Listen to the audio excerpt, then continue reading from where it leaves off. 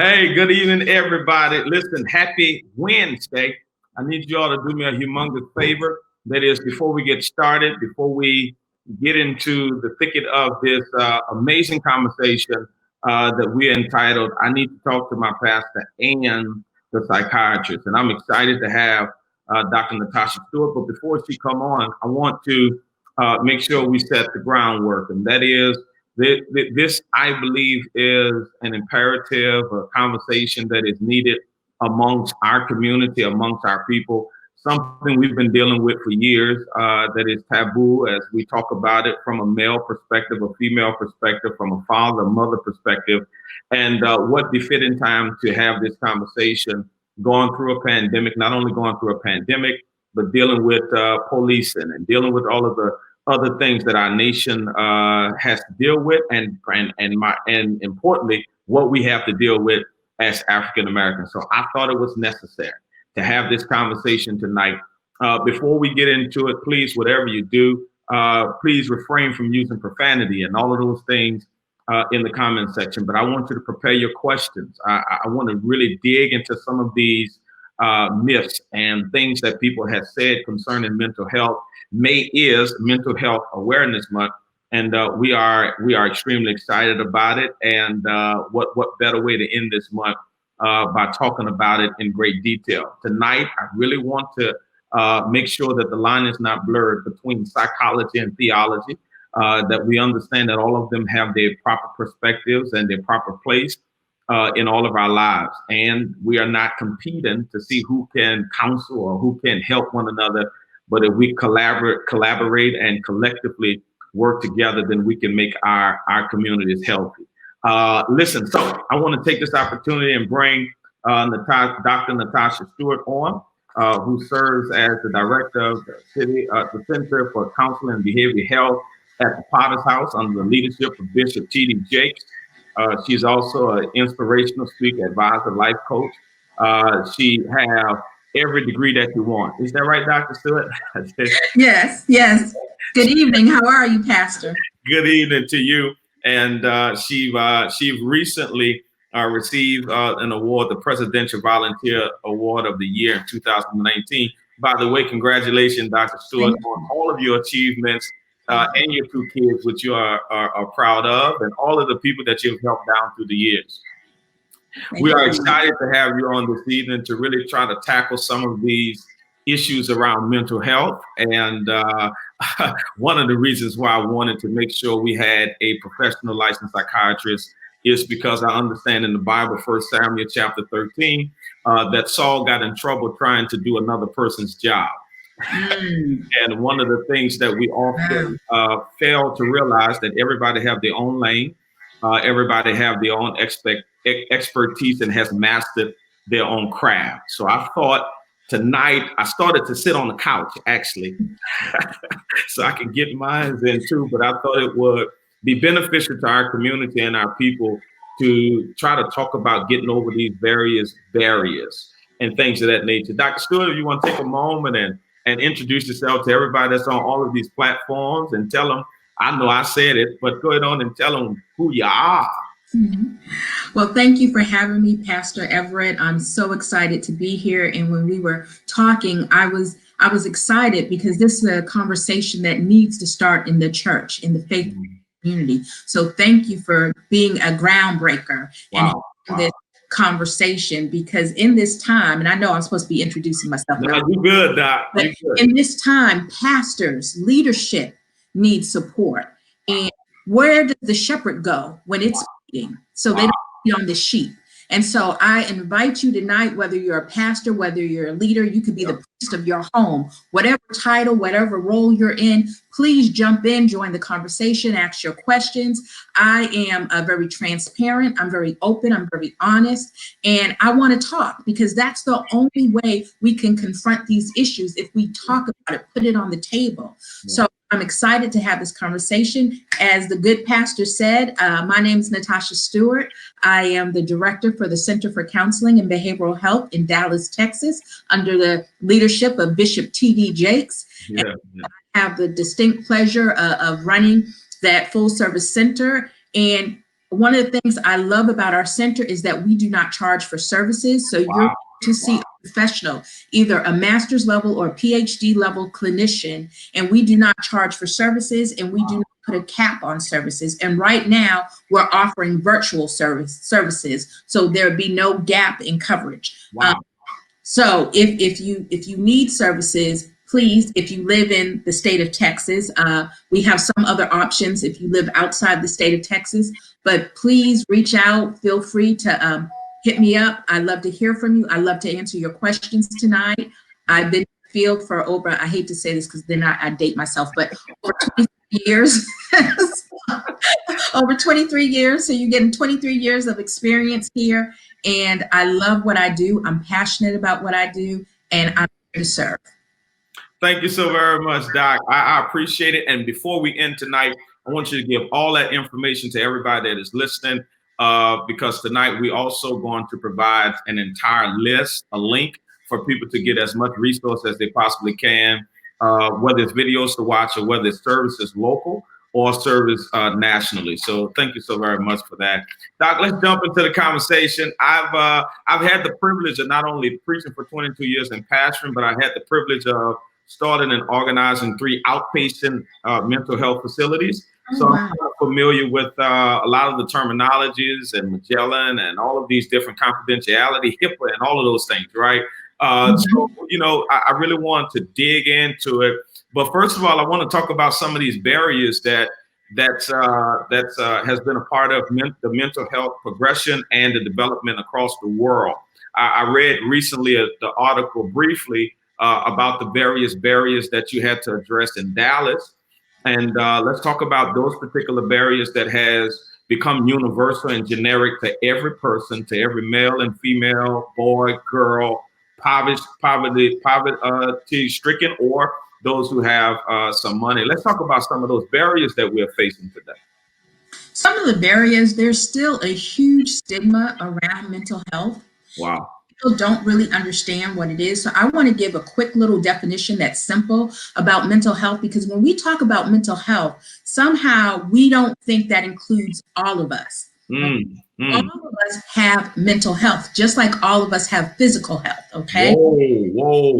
All of us have cancer because we have physical health, or diabetes, or cholesterol. So there's a difference between mental health and mental illness. So when we have mental health, we all don't have a mental illness, okay?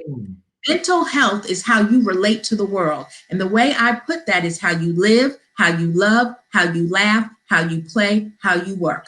That is what mental health is. So if anything is hitting those areas, how you live, how you love, how you laugh, how you play, and how you work, then you're talking about mental health. So all of us have mental health. It's how we respond to all those areas in our life.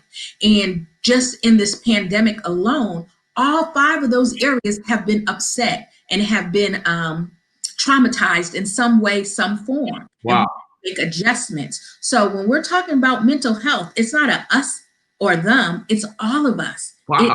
All of us have mental health, and we all are responsible for taking care and safeguarding our mental health, just as you do your physical health. So we always talk about the right diet, the right exercise, what you're doing, getting up, moving around to take care of your physical body. And I tell people I have a membership to the gym, not because I'm sick, not because I have cancer, not because I have diabetes or high blood pressure, thank God. Wow. Okay. So you shouldn't just have a therapist, a counselor, a psychiatrist because you're sick. Have those because you're human, and live, love, laugh, play, and work.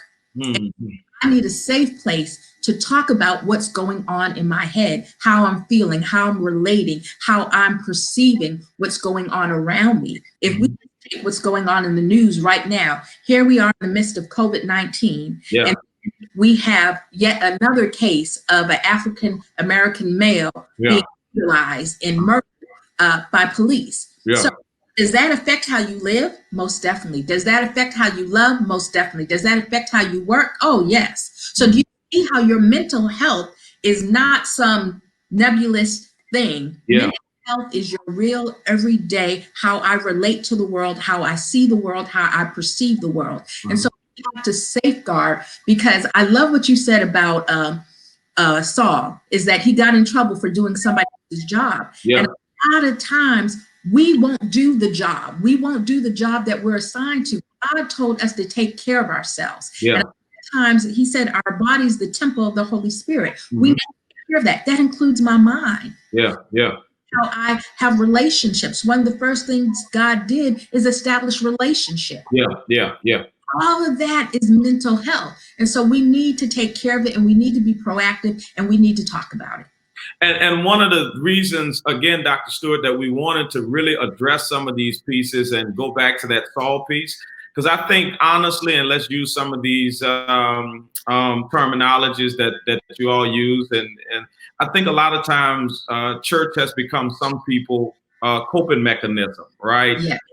They think it's in all be all that on Sunday morning I just go and praise the Lord and it's over, and then they find out this shocking reality that on Sunday night or Monday morning they slip back into depression, or still having anxiety attacks, or still dealing with PTSD. And unfortunately, the pastor get a bad name because he now tried to step into another field that he wasn't qualified for. And I understand that psychiatrists have certain ramifications, that they have strengths and weaknesses, and the pastor have his responsibilities. And another reason why I wanted to have this conversation, to inform all pastors, it's okay to allow somebody else to do their job, and don't do it wrong just to make it seem like you're doing something right. Right. Yeah. I think that's a twisted psychosis, to do it wrong just so other people can believe you're doing it right. And just because you quote a scripture in the counseling session, don't chemically balance them when they need mood stabilizers. Right. Exactly. So that's the substratum by which I really wanted to have this conversation, so we can make sure that we put the borders and the lines around psychology and theology, right? And so we can get, honestly, for pastors, so we can get that weight off our shoulder and say, no, let them do their job. Right? I'm gonna do my job to motivate, encourage, empower, to pull the purpose out of them, to push them to their destiny. But I need some help when it comes down to taking care of their head. And I think it's crazy for people to work out every other part of their body and don't take care of their head, right? So that leads us into this whole, we're going to deal with God, grief, and we're going to deal with George Floyd in a few minutes, and how do we go forward dealing with the traumas behind it and all those wonderful things. But let's lead right back into this God thing, right? You've been in church for some time, and I can only imagine the amount of people you had to sit down to and kind of mentally weed through some of the spiritual promises when they were doing some practical practices wrong, right? You had people for years say, I'm saved, so I don't take my medicine.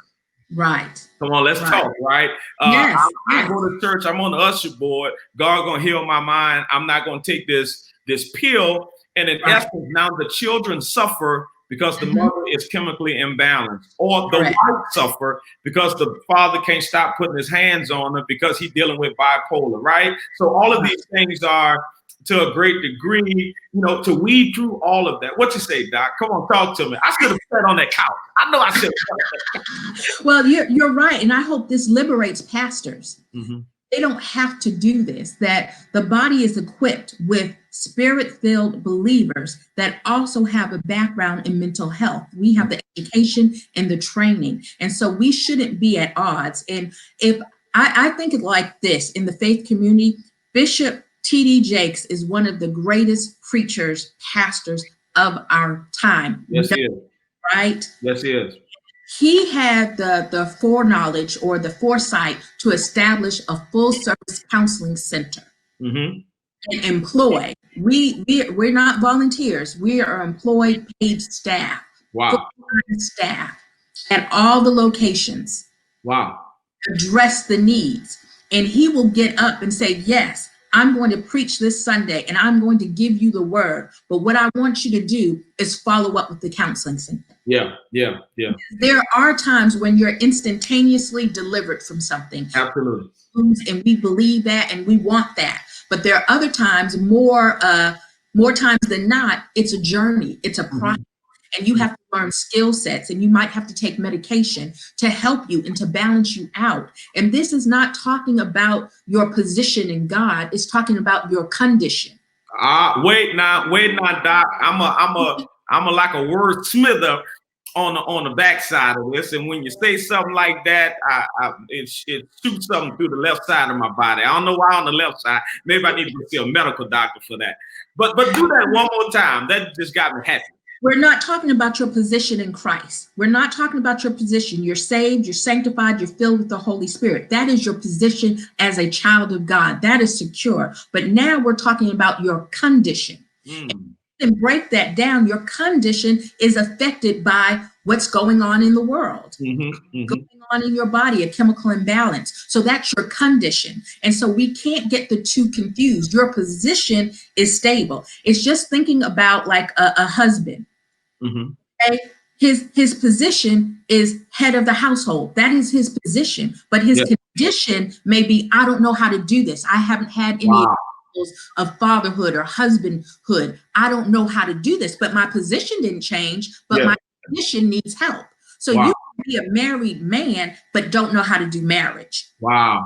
That's good. Your position and not your condition. And so in the church, there's such a stigma and a shame that if I was more spiritual, if I was more holy, then I wouldn't have these problems. And that's a lie, and that's a myth. And we could go all through the Bible from Genesis to Revelation. If we start with the first man, Adam, he sinned, right? So he had an issue. There was something going on with the way he lived, loved, laughed, worked, and played. There was something going on with him. It caused him to be in a breach. God still saved him and redeemed him, right? Way out, but he had to acknowledge the breach. Have to acknowledge the breach. If we look at David talks about my soul is in despair. We look at Paul, he said, I despise my life. Look at Job, he said, I'm a worm. Wow. He's Elijah, I want to die. That's my guy. Throughout the whole Bible. So when we get now in the church and they say, what is this mental health? It's through the Bible. And Jesus calls himself Wonderful Counselor. And he says there's safety in the multitude of counsel, wisdom. Okay? So we need to really just take the Superman S off our chest, take that magical cape, and be real. And if we look at pastors, there's an alarming rate of pastors, suicide, depression, and suicide. In the last few years, we had several notable with good sized congregations. I'm about to say that. Commit suicide. So what is that about? So you're leading others, but you're lost yourself. A pastor somehow can't say they're hurting or they're struggling. Because then it doesn't make their sermons of effect. But the power is not of the person. It's not a personality. It's the Holy Spirit. And when that lifts and I deal with real life, I'm human. I bleed just like anybody else bleeds. And we have to, especially in the African American community, allow our pastors and our leadership to be human. Superhuman. We make them little gods. They're not. And they're suffering in silence because they cannot be transparent. Dr. Stewart, mental health really became a, not outside of developing the mental health facilities, because once again, I wanted to be very candid and transparent in this conversation. And I'm going to say it one more time. This is the last time I'm going to say it. I should have sat on the couch. All right. Before I really did some in-depth studying on the prophet Elijah, I too was the pastor who says, let me put a bubble around me, or let me put a shield in front of me to hide, like it's Mount Horeb or Moses hiding for 40 years to be developed. So I didn't want people to hear my irrational thoughts. I didn't want people to hear sometimes I have ADD, right? And all of those different things, until I read 1 Kings 17 and 18, where Elijah now calls down fire from heaven in one chapter. And the very next chapter is suicidal. Right? I was like, there's no way out of 450 prophets on Mount Carmel that couldn't call Baal, the fertility god, and you was able to pray one time and call down fire from heaven in one chapter. The very next chapter, you asking God to take your life. I thought that was like the craziest.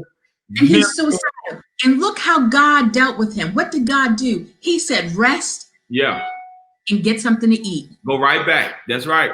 He said, rest He said, and I'm going to send somebody to you to That's right.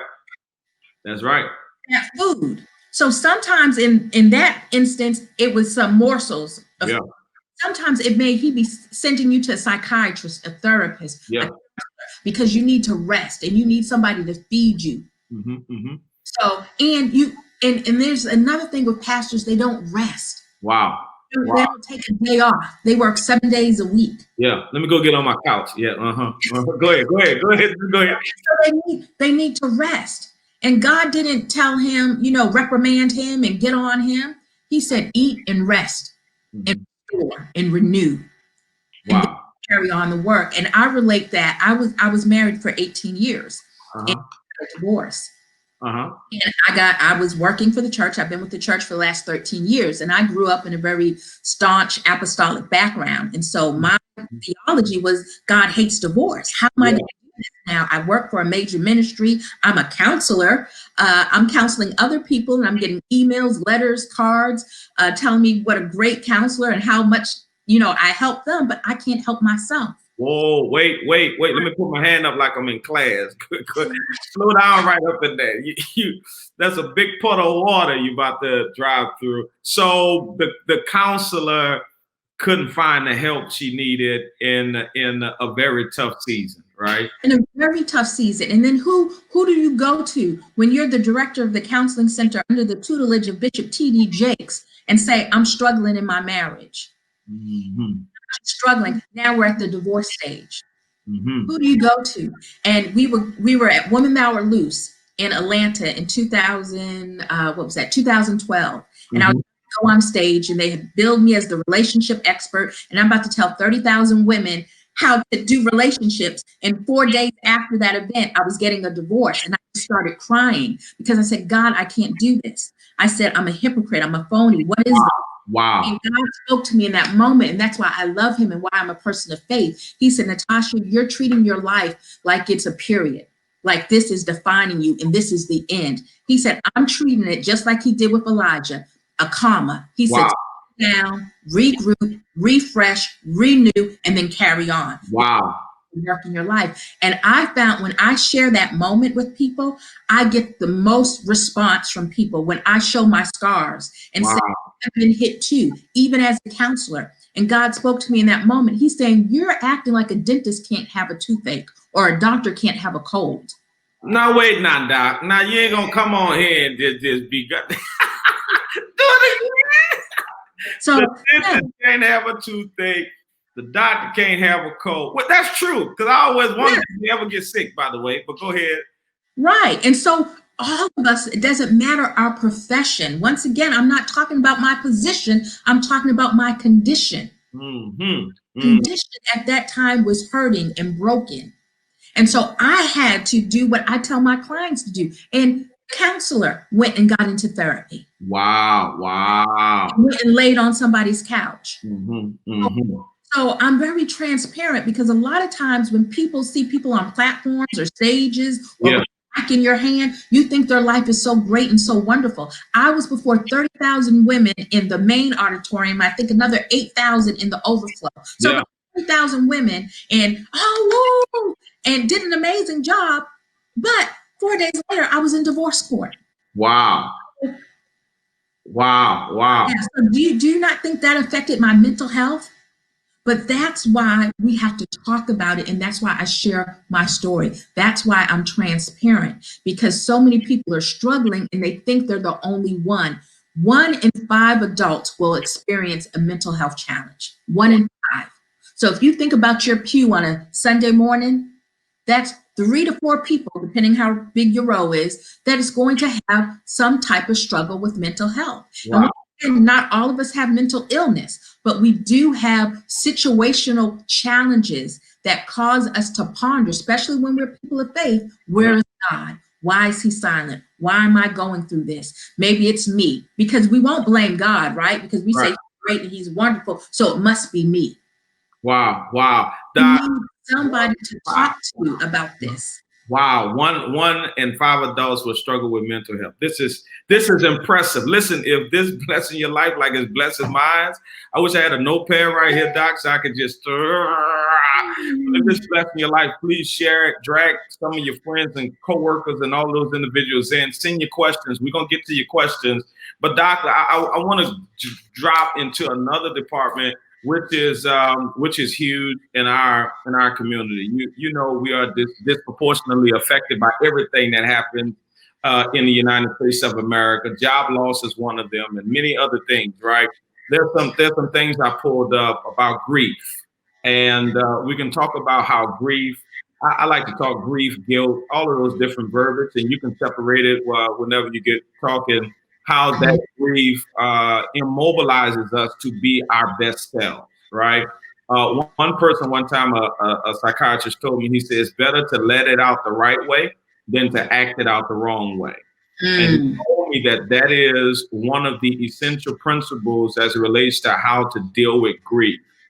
He told me that my deliverance will be in my dialogue if I open my mouth and express how I really feel and not hold it in to the degree where it becomes suppressed or depressing.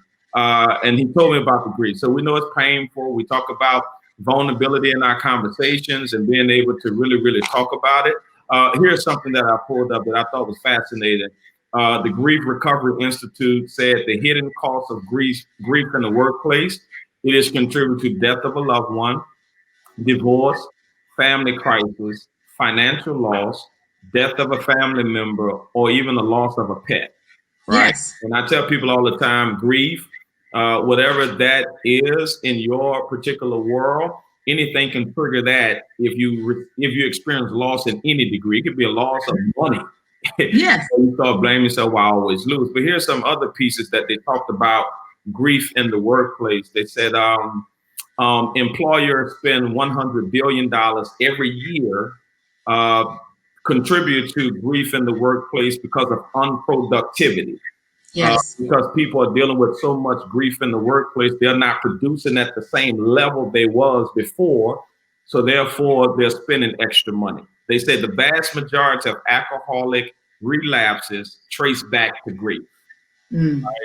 They say 85% of people in managerial positions testify that their decisions were poor due to grief. So I'm saying all of this so I can throw some stuff on the table so people can really understand, especially during this pandemic, especially during this time, how powerful grief is. Mm-hmm. Not properly managed and properly taken care of, it can have long-term effects on your life and cause you to be so unproductive. Doc, come on, chime in. Now they heard it from the pastor. Now they got to hear it from the Listen, yes, grief is one of those things that is unique to every person. There's no right or wrong way to grieve. The thing is, you have to do it though. You have to go through that process. And a lot of times, especially in communities of color, we say after the 3 days, look, your cake is gone, the meals are gone, you should be okay. No, that's not how it works. And wow. it comes in many different forms, and it could be the death of a loved one. It could be the loss of a job, loss of income, divorce, all those things, loss of a pet. All of those things can cause grief. And we don't get to define grief for another person or how long they get to grieve. But Wow. what you know is that when a person is experiencing grief, that your brain shuts down. Whoa. Our decision-making skills are not at 100. They may be at 70% at best when you're grieving. So everything that you're bringing in is filtered at a lesser level. So say don't make any major decisions, don't make career moves, don't, take time to reinvest in yourself, to go through the stages of grief. And they're saying there's 7 different stages of grief, which some agree with, some don't. This grief is a very personal thing, and what helps somebody else may not help you. Wow. You have to find your path. You have to find your journey. You have to talk about it. I say, please go to a support group, go to individual counseling, do whatever it is you need to do. But this is how I encourage church people of faith. It says studies show that people of faith that have a higher power do better with grief. you know? And so that's what I tell my clients, let's invite God into this space. We don't invite him into our sadness, into our depression, into our grief. We leave him on the outside of it. But I say, let him come in and sit with us. He says his name is Emmanuel, God with us. Yeah, yeah. Invite him into our grief.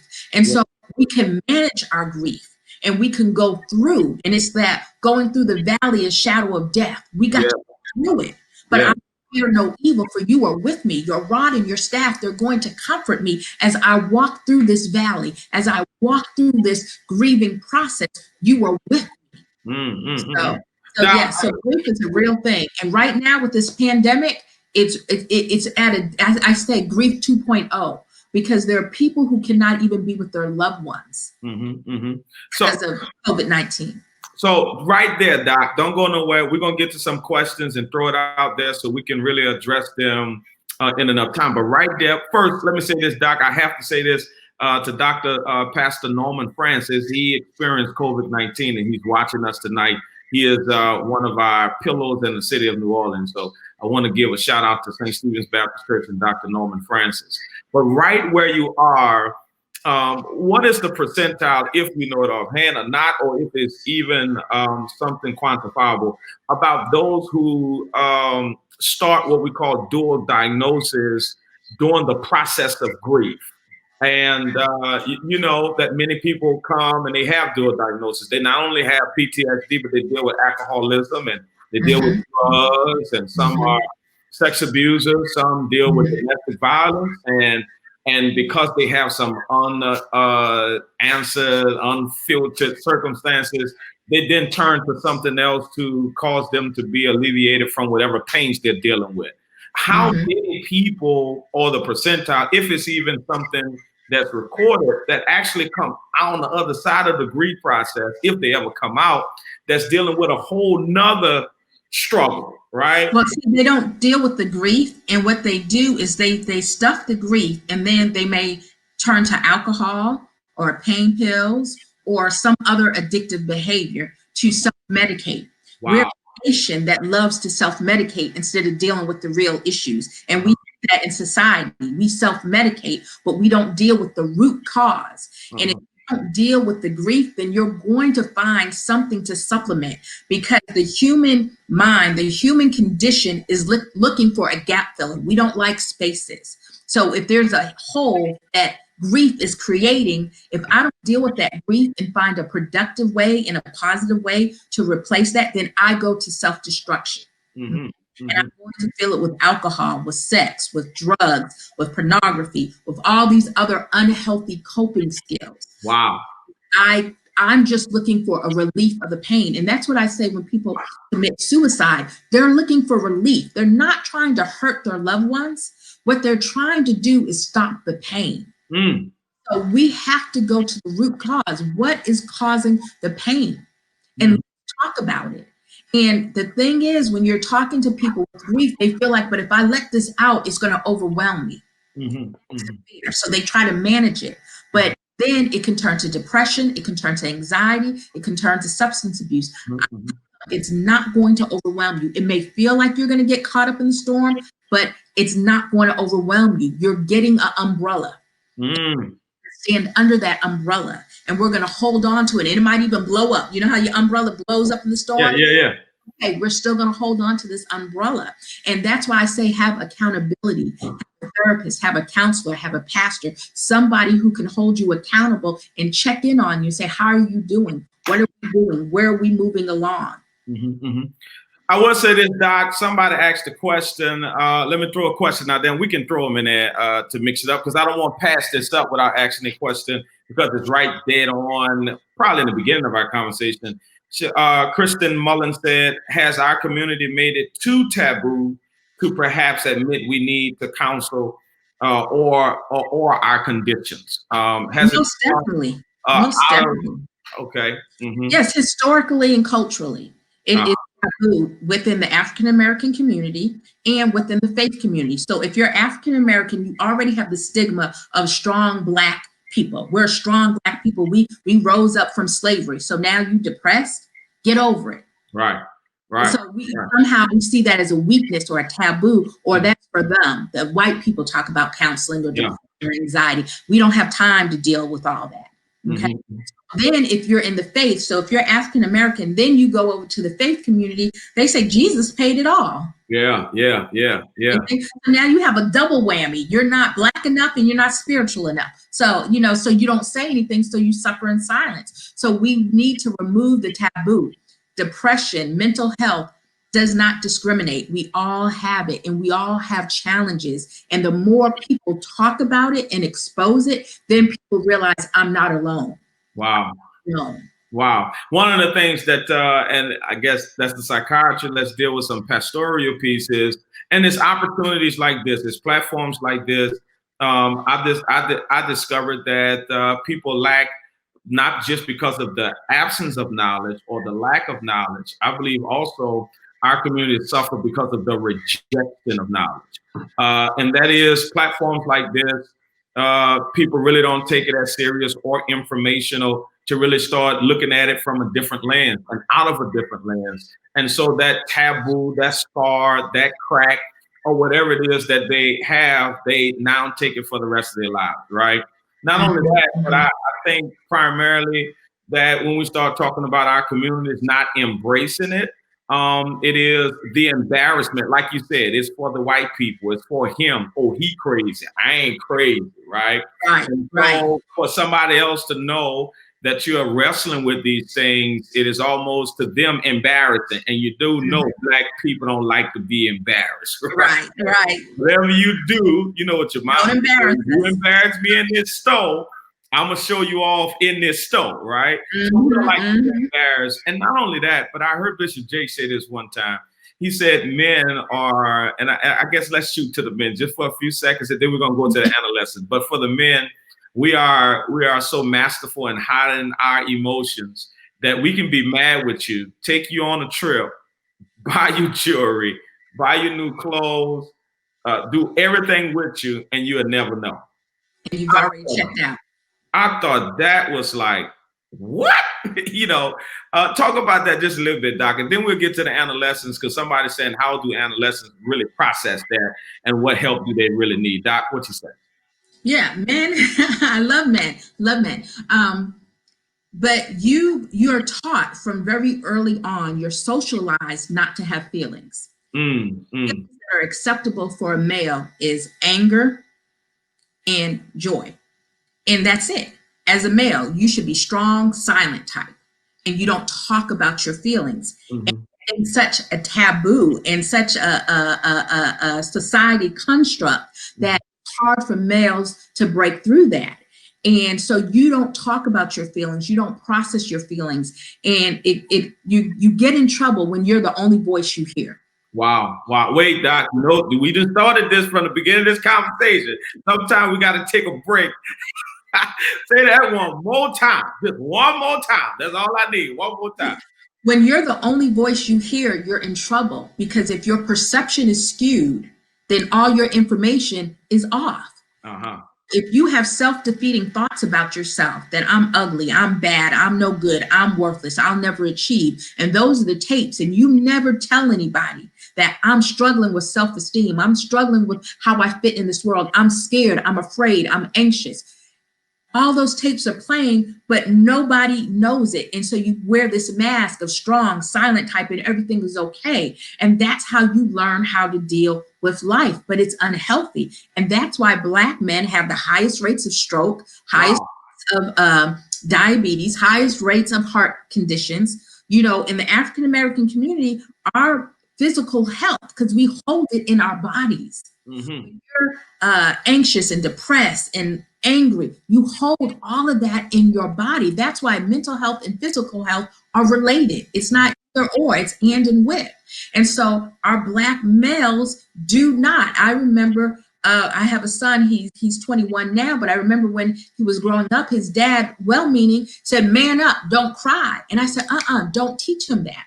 He's allowed to cry. If he's hurt, how am I going to know he's hurt if he doesn't tell me? He can cry. I said, he can cry if he's sad. He can cry. I said, it's an emotion. He gets to experience that. And we have to teach our little boys, and so this going into the adolescence, our little brown boys and our little brown girls, that there's a feeling wheel. In my office, I have a wheel and has all different emotions on it. And it's more than angry, more than sad. Because a lot of times when we get kids in the office, the report is they're angry. Mm-hmm. And okay, why are you angry? And it turns out I'm not angry. I might be disappointed. I might be sad. I might be scared. I might be anxious. But because we're socialized only to be the angry Black woman or the angry Black male, we pass that on to our kids. And so they think everything is anger. No, it is not. And so we need to teach them there's a whole of feelings. Mm-hmm. And angry and happy are not the only two feelings in the world. Let me say this, Doc. We in the adolescent piece. Listen, I'm not sure if they're enjoying it as much as I'm enjoying it. And I'm not even on the couch, right? Mm-hmm. But this is so helpful. I pray for everybody. But I want to throw something else on the table as it relates to the whole parenting piece, as it relates to how parental parental guidance have a lot to do with kids' psychosis, right? And mm-hmm. how they live in these certain environments, but not only certain environments, but certain homes, certain communication systems. All of it has to do with the systems that you create around your child, whether it's the love, the exchange, the kiss on the forehead, how they communicate, like you just said, your little boy expressing himself at that particular age and actually letting them get it out. Right. Before there's a correction to follow. How important that parenting piece is to shaping that child's psychosis. We call it, Christmas. We sit down and we talk about the memories we had and who got a whooping and who didn't get a whooping and who was bad and who was good. But in actuality, if that child's psychosis was shaped by, a horrible environment, there's no way in the world you can expect that person to live right when you've shaped them to think wrong. Okay? Right, exactly. That is very important, and I want you to bring some piece to that parental piece, because if people really don't have that concept that what I do today affect my child long term, then I don't think we've learned our lesson yet, right? Yeah. What you say, Doc? You're absolutely correct. And you have to be a cycle breaker. You have to break dysfunctional cycles. And if you know you didn't receive something growing up, then you have to be intentional about doing that with your family, with your children, and stop negative cycles and stop keeping a culture of silence. Especially the African-American community, what happens in this house stays in this house. You didn't tell anything, and you cannot do that. We have to begin to talk to our children and let them know that it's okay and that I believe you and that this is a safe space. And we have to stop dysfunctional patterns. So just because you grew up that way doesn't mean your child has to grow up that way. Wow. And it's never too late to start. So if you realize there's some dysfunction in your life and some ways that you respond and you're always on a 10 and you're always angry or you're always yelling, then you can stop that and you can reprogram that. And one of the things that I did with my children is I said I was sorry to them when I messed up. Wow. I apologize. Because sometimes in the household I grew up in, the adults were always right and we didn't have a voice. And so I said, as I went through my education and gained some knowledge and some different skill sets, I said, I want to empower my children. Now, my children always have to be respectful. They always have to be mindful, but I also want them to be empowered. I want them to be able to think for themselves. I want them to be able to challenge me and say, now, mama, wait, hold on. You told us ... but you're doing ... Yeah. I gave them a voice, and you have to talk to your children and you have to empower them and let them know it's okay. It's okay. Yeah, so that's partially why I wanted to make sure we have this conversation is twofold. I mentioned it before, but let me dive a little bit deeper. And I've been trying to incrementally put out there why I wanted to have this conversation, simply because I don't believe as a pastor we just have a title or position. I believe it's a responsibility. And that responsibility is holistically in regards to if, in fact, I'm not a part of the solution, then I'm a part of the problem.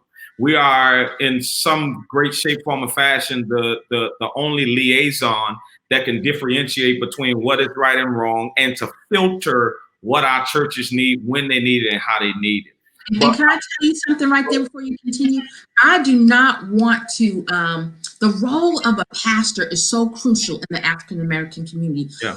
Studies show that most people will go to church leadership before they go to a doctor, before they go to a lawyer, before they go anywhere. The first stop they're going to make is the church house, is the pastor. And so the pastors have a tremendous role and have a tremendous value in how people live out their lives. And so pastors need to be educated and need to understand that framework, but also understand that creating a network of people that you trust to say, hey, I don't have the answer for this. I'm so glad you came here to me, but let me tell you, this is their expertise. This is their specialty. And so I encourage every pastor to get a toolkit, to have a counselor, to have a therapist, to have a lawyer, to have a CPA, to have all those questions that you cannot answer, because no pastor is going to perform heart surgery. You're going to say, oh, you need to go to the doctor. But we'll give legal advice, we'll give mental health advice, we'll give financial advice. Those are not your lanes. Stay in your lane and to be a spiritual covering and a spiritual encourager. But build a toolkit of good people that you trust, because once you trust them, then congregation will trust them. Yeah, that's one of the things I've been doing. I mentioned to you in our first conversation that some of the trauma that we're dealing with now in COVID-19, particularly in New Orleans, and this is not just from the people I had conversation with as far as pastors and as far as our lay members, but this also spilled over into the conversation I've been having with small urgent cares within our city. That they're now starting to see not only people who had COVID-19, but they're starting to see an influx of people who have different mental illnesses, right? Yeah. And now urgent cares are now trying to partner with psychiatrists so they can treat these dual diagnoses and all of those things. So primarily, that's why we wanted to make sure we had this conversation as well, so we can deal with that. There's something else, Doc. Of course, we got to touch on this. We can't leave without touching on this. And you told me I can go there. That's what you told me. Yes. We're living in a society now where racism is not getting worse; it's just being filmed. Right? Racism is not. It's been there. It's been the underlying piece in certain spaces in our country.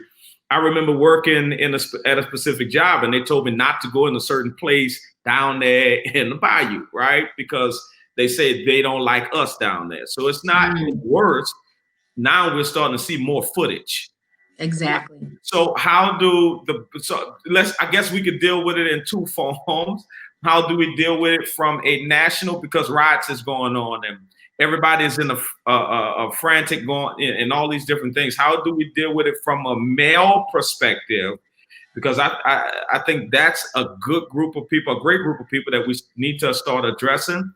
And then how do we deal with it from a community perspective on a local and national level? And I think this is what I say to the African-American males, or just males in general. There's secondary trauma that's documented is when we don't have to be the actual victim, but when we hear about it enough, when we see it enough, when it's all around us, then we can have secondary trauma. And it causes us anxiety and depression, because it changes, once again, mental health, how you relate to the world. All of a sudden, I see flashing lights behind me. Statistically, those 5 minutes or interaction with the cop are the most dangerous 5 minutes for an African-American male. Wow. You know, so I may have never had a bad experience with the police, but because I have been exposed to it and I've heard about it, now all of a sudden I'm having trauma, or I'm having a reaction to it. So we need to have conversations with our African-American males about that and to gain an understanding. And I also tell people that you can be an activist and you can support and you can speak up without watching every video, without every news story, because re-traumatizing yourself. Like the latest one, and my prayers are with his family, George Floyd, prayers with his family, but I will not watch the video. I will watch the video. Why? Because I have to protect my mental health, and I don't need to see another image of a Black man being mishandled. Okay, I know what that looks like. Mm-hmm. Why keep taking that in? Now, I believe it needs to be out there and it needs to be exposed, but I don't have to see this one. I can sit this one out. There's Mm-hmm. stories about, I believe it's Christopher Cummings, I think his last name, Yeah. in New York, Central Park, Yeah. minding his own business, bird watching, and a white woman calls, the police on him because she won't leash her dog. Wow. So all of these, once again, all in the same week, we're getting these reports. So when you're taking all that in, it changes how you see the world. It changes your perception. It changes your security and your safety, right? So we have to have those conversations, and we have to have those conversations targeted to Black males. Okay. Now, as a whole, it takes everybody. It takes brown, Black, white, yellow, red, all of us talking up about racism. Yeah. As communities, as a country, we all have a part to play. It is not just a Black person's burden. It is a world burden. Yeah. We all need to talk about it. And we need to be comfortable with people understanding what racism is. Because what I'm realizing, people are racist and they don't know they're racist They because don't know. in that system they were born into. So Yeah. they don't know anything different. And so Yeah. we have candid conversations, and people have to be honest and they have to be truthful and look at themselves and say, you know what? I might need to change. Yeah. But the power doesn't shift easily, and we know that, right? Yeah. So we have to fight the good fight of faith, but we have to, do it with our own mental health safeguards. Yeah. Doc, I really wanted you to touch on that because we're living in a society now with technology that everybody become a national spokesperson who's doing nothing locally. And one of the things that I mentioned this morning on our prayer line is you can post nationally, but make sure you're participating locally because this stuff don't change from the top down, it changes from the bottom up. It's getting our people, what we like to talk about, mobilizing the marginalized, getting our people to start doing certain things so we can correct certain policies, the systems that we are fighting against. Voting. Very easy way, voting, and not just in the presidential election. Right. Up at the polls in the presidential, but how about who's your mayor, who's your governor, who are your elected officials, all on a local level, and getting involved in your local community with your church or with other organizations. We have to be very proactive. And I think that's the piece that we have missed in the Black community now, that we're not as proactive as forefathers. We wait to something, we're responding. We're reactive. We react, but we're not proactive. And so I want us to be a little more proactive. And you can be a person of faith. You can be somebody who loves the Lord. And we look at Amos. It says, "Let justice roll." That's right. So we can be a Christian and be proactive and stand up for what is right. Yeah, I've been saying this for that's something we started called the State of the Culture Pandemic Report, and it's becoming very proactive that I'm tired of seeing us being led by the culture instead of leading the culture. And so we're reacting to every little thing. And you're not actually leading if you're reacting to everything, right? You're not setting precedents or certain grounds that people can follow and create the legs that people need. Just, Doc, I'm about to let you go because I know it's been an amazing day for you and you've helped us so much. There's one more question I want to shoot at you that someone wanted to ask, and that is, how can they get their older siblings or family members to see the necessity or the need for mental health? How do you do that? There you go. How do we convince older family members to seek help? It's hard, especially older people, because once again, the African American community, there's such a stigma and taboo about mental health. But I think first having a very open and honest conversation with them. Why do they need to seek mental health? And when I talk to certain communities, especially the faith community, I don't say mental health. I talk about emotions. How do you feel? Because when you say mental, it's shut down.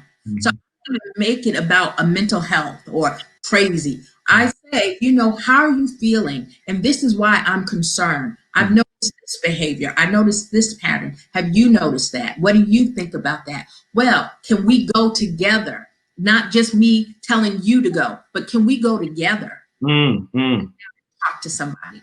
Wow. Listen, if anybody got one more question, but I do want to take this time to say, Doc, thank you so very much for what you contribute, not just today, but what you've been able to contribute to our world on a national level and international level, and to be able to go into those various silos and speak on this subject that is tough to a great degree. And I prayed to God. I said, God, I'm willing to take on some of these tough conversations, because if the church is not willing to talk about it, then the people that we speak to every week, we get the opportunity to speak to them every single week, twice a week, if the church structure allows. And we're missing a lot of time and a lot of energy. We're putting it into things that is insignificant to the future. So you've helped me. Without a couch. You bad. I'm glad I can help. You bad. Man, you talked briefly in the pregame as it relates to how. And one more thing I want you to touch on, because I've been receiving a lot of phone calls about, is the fear of opening outside back up. And man, you talked briefly about how they started out with phases, but looked like they opened the river. And they just opened it all the way back up. And what would you say to people going back into those environments, whether it's work or whether it's different areas, from a mental perspective? Please take care of yourself. Still follow the CDC's recommendation and guidelines. Wear your mask, wear your gloves, do your hand washing, good hygiene. Still follow the recommendations of the CDC. As we open back up, the virus has not gone anywhere. And in your local community, you can watch what the numbers are. So once again, in your parish or your local community, find out what are your numbers. What are the numbers? How many people are being tested? How many new cases are showing up? Because right now, I think we're opening up. It's more of an economic thing than a health thing and a safety thing. So we need to be careful, because they're not going to protect us. We need to protect us. You have to use wisdom. You have to use common sense. Yeah, I didn't think it was crazy to open right up right before Memorial Day. And I was sharing with you briefly before we came on how everywhere I try to go eat some crawfish, it looked like Mardi Gras, right? That everybody was everywhere doing what they did. Doc, thank you once again for taking time to really talk to us and to help us. Give us that information that you said in the beginning to add to our resource list as it relates to the counseling that you all been providing from the Potter's House. So once again, you can call 214-333-6483, and that's the Center for Counseling and Behavioral Health. Or you can email us at counselinginformation, one word, counselinginformation@tdjakes.org. Counselinginformation@tdjakes.org. Okay? And we'll help. Wow. Thank you so very much, Doc. And until next time. Yes, sir. Thank you, Pastor. I wrote that down for me. I'm going to call you. Please do. Until next time, thank you so very much, Doc. I appreciate it so much. Thank you. Thank you. Hey, you all, thank you all so very much for tuning in. I pray that it was beneficial and biblical. And that was the aim tonight, not just to find that line where we bash pastoralship and heighten the psychiatrist, or the opposite. We tried our best to unblur the lines, because just as much as you need a pastor, in some of our cases, we need a psychiatrist as well. I think all of the information and the content that was shared is man, people paid thousands of dollars for it, to be honest with you. Can you please do me one more favor and share it, whatever platform that you're on? Somebody might just need this information. And I always share with people, if you one of the beggars and you find out where to get the bread at, and you refuse to tell the other beggar where to get the bread, I believe that's very selfish. Can you do me a favor in the comment section real fast, and let's thank God for Dr. Natasha Stewart, and thank God tonight for what a healthy conversation. Many people have been asking me, Pastor, can you talk about, doing this through the pandemic and doing that through the pandemic? I am more concerned about your mental health than I am about anything. Because if you're not mentally stable, if you're not mentally in the right frame of mind, I just told you, employers spend $100 billion because of the unproductivity of people who are carrying grief to the workplace. And so it is essential going forward that you at least take some time to deal with your mental health. She said something that was so essential and so powerful. She said there's a difference between mental health and mental illness. All of us have mental health. All of us have a responsibility to take care of our mental health. And some of us will deal with it. 1 out of 5 will deal with some challenges mentally. It's important. I'm a pastor. I've been preaching for 22 years. I've been around some great people in my life. I've had some great conversation. All those things are great. But at the end of the day, I want to make sure that I keep my mind right, because all these things that's going on, anxieties and depression and all of those things, it doesn't have no barriers. Nobody's exempt from it. Nobody can run from it. It'll knock on your door, sit on your couch as if you welcome it in. Thank you to all of those who asked your questions. I need you to do me one favor tonight. To all of those who, this is our normal Bible study night. And to all of those who said, Pastor, can you help me tonight get the resources that is needed so after this broadcast ends, I can help myself? No problem. I need you to do me a favor. I need you to text Rock Health to this number, 71441. Very, very simple. Rock Health, ROCKHEALTYH, Rock Health to 71441. Your reply to that particular text is going to have a list of all of the resources that we prepared for you, so you can make sure that you have within your reach, within your phone, all of the things that you need. One more time, Rock Health, text it to 71441. I wanted to make sure that you don't leave this broadcast without the information that you need. Now, I'm going to take my time with this one. I want to make sure you leave with something in your hand, because some of us honestly suffer in silence, and we don't want nobody to know what we're presently going through.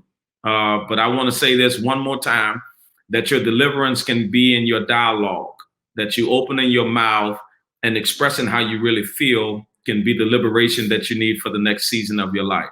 Let's not get so spiritual that we're not practical. And let's not be too practical that we don't understand spirituality play a pay in our lives. Rock Health, 71441. Do that for me right now. Text it. We ain't asking you to give tonight. I wanted to make sure you have what you need. Text it right now. I appreciate it. This is Pastor Eric. I'm about to sign off. I love you all to life. I pray, Rock of Ages, that you're represented tonight, and that this was beneficial to all that we are planning for God to do in our future. And as always, we can. We will. Come on. In Jesus' name. This story cannot end until you and I win. Y'all have a fantastic night. Stay tuned for this video.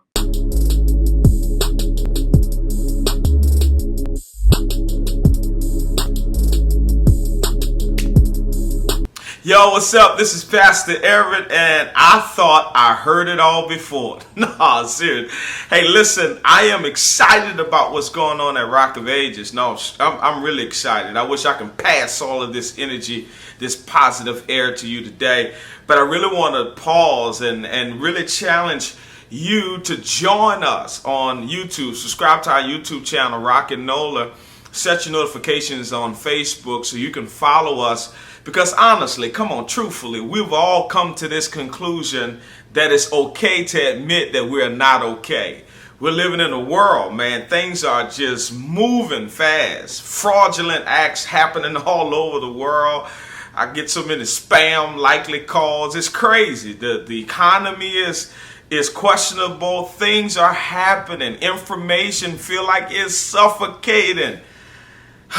We've been trying at Rock of Ages to provide a platform of service, wonderful singing, inspirational messages, different atmospheres, so you can have a place to breathe, a positive place with people who can help us navigate through these uncharted territories. No, seriously, you got to go join it. I mean, every Sunday, every Wednesday, we're right there trying our best to make sure that you are inspired, to make sure that you are revived, to make sure you're receiving some refreshing words in your soul. No, your soul need refreshing words. I want to challenge you to help us provide 21st century evangelism to the world by, if you are touched by our ministry, if you are inspired by our ministry, if the prayer line been a blessing to you, if Sunday worship been a blessing to you, I want to challenge you to share this video. Also tag some individuals so they can be a part of what's going on at Rock of Ages. And of course, I know all of our members are going to do it. If you're a member, you can't say you're a member of an organization but don't promote it. Don't support it in private but don't talk about it in public. Come on, y'all. Let's make sure the world see Jesus at the end of this pandemic. I pray that at the end of this pandemic, that the world have to say, to God be the glory. Subscribe now.